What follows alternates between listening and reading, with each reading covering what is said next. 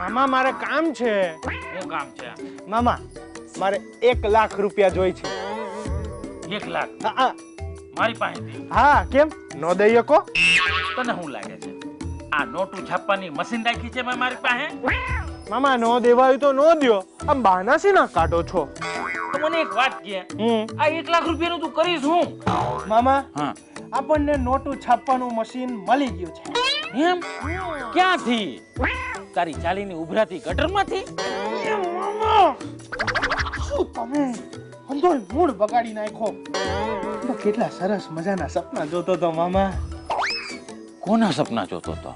ફિલ્મની હિરોઈનો ના? મામા સાંઢના સપના જોતો તો. સાંઢના સપના? લાગે છે આ ભાણાની ડાગડી ચસકી ગઈ છે.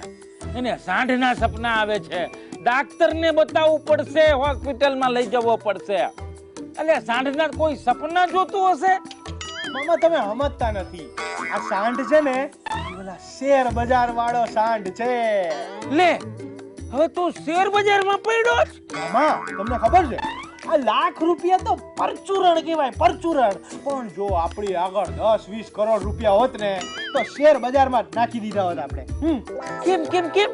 જોયું નહીં મામા? શેર બજાર ભડકે બળે છે, ઇન્ડેક્સ કૂદકે ને ભૂસકે ઉપર ચડે છે મામા. રોકાણકારોના તો બક્કા થઈ ગયા છે. પણ ભાણા હા તને એનું કારણ તો ખબર જ હશે ને?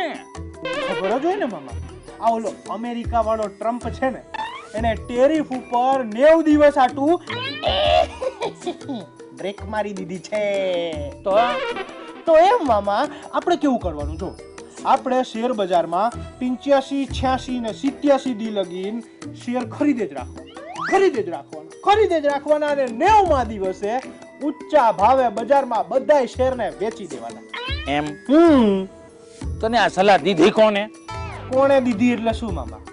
શેર બજારના પંડિતો એમ કહે છે કે શેર બજાર અત્યારે ઊંચું જઈ રહ્યું છે અને ઊંચું ને ઊંચું જ જવાનું છે. ટ્રમ્પ સાહેબ હારે કાંઈક ને કાંઈક તો સેટિંગ થઈ જ ગયું લાગે છે. એમ? માન ભાણા કે 30 દિવસની અંદર ટ્રમ્પની ડાગડી છસકી ગઈને એને ના પાડી તો? એમ તો નો છટકે મામા. ટ્રમ્પ સાહેબે ચોખ્ખે ચોખ્ખો 90 દિવસનો વાયદો આપ્યો છે. એમ? એને તો પેલા 2 એપ્રિલ પણ આપી હતી, 5મી એપ્રિલ પણ આપી હતી, 7મી એપ્રિલ પણ આપી હતી. હવે ડાયરેક્ટ 90 દિવસની દીધી છે. અને રાતોરાત એની ડાગડી ચસકી ગઈ તો હું કરીશ? એમ તો કેમ ના ફરે મામા? આ અમેરિકાના પ્રેસિડેન્ટની જબાન છે મામા, જબાન. ભણા ઈ જબાન છે ને એ તો કાંઈ કેટલી વાર છે ને લપસી ચૂકી છે અને ઘણી વાર તો ઈ બોલવામાં પણ ફરી ગયા છે એક દીની અંદર. સમજ્યો કે નહીં? કોઈ કઈ જ ન હકે કે આ ક્યારે હું કરશે. મામા તમારી વાત એકદમ સાચી હો મામા. પણ મામા શેર બજારના પંડિતો એમ કહે છે કે આ પંડિતો છે ને ભણા ઈ કઈ ટ્રમ્પના દિમાગની કુંડળી કાઢીને બેઠા છે? ભલભલા જ્યોતિષ શાસ્ત્રો એ નહીં કહી શકતા કે ટ્રમ્પ આવતીકાલે હું કરવાનો છે. એકદમ સાચી વાત કરી હો મામા તમે. એમ ને?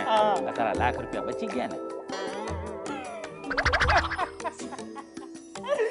લાખ રૂપિયા મારા નહીં મામા, તમારા બચી ગયા. હું તો તમારી કનેથી જ લેવાનો હતો ને. આ તને શું લાગે છે કે હું તને કઈ લાખ રૂપિયા દેવાનો હતો? આવા એકે ટાઈપના પંડિતો ઉપર મને ભરોસો ના. ટાઈપના પંડિતો એટલે હવે કેટલા ટાઈપના પંડિતો હોય આમાં? જાત જાતના પંડિતો હોય આની અંદર. જેમ કે તારા શેર બજારના પંડિતો, પછી ઓલા પોલ વાળા પંડિતો. પોલ વાળા પંડિતો? ઈ વળી કયા પંડિતો હોય? ઈ જ. કેમ? ઓલા ચૂંટણી ટાણે એક્ઝિટ પોલ લઈને હાલી આવતા કે આ પાર્ટીને આટલી સીટો મળશે, ઓલી પાર્ટીને એટલી સીટો મળશે. આ બધા ભોંગા પંડિત કહેવાય. મામા એક એવા પંડિત છે જેની આગાહી આજ નહીં તો કાલ સાચી પડવાની જ છે. કયા પંડિત છે? બહુ ફેમસ પંડિત છે મામા. એમણે એકવાર એવું કીધું છે કે દેશના ખેડૂતોની આવક બમણી થઈ જશે. દેશ એક દિવસ વિશ્વગુરુ બની જશે અને હંધાઈના ખાતામાં 15 લાખ જમા થઈ જશે.